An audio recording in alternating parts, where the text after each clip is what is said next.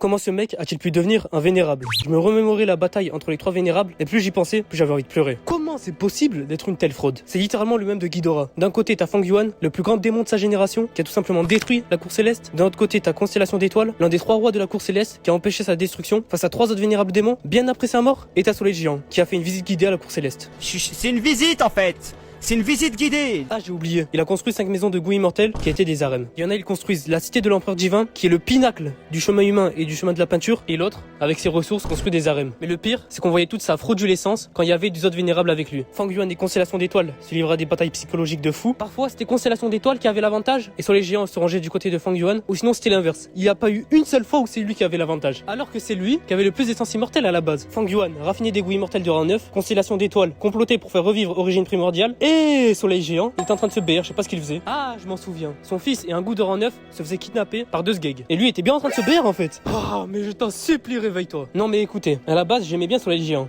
Oui, je sais. C'est le premier vénérable avec qui on a une interaction. Il était une vraie menace et il était stylé. Mais c'est le plus triste dans l'histoire, c'est que sa volonté est moins une fraude que son vrai corps.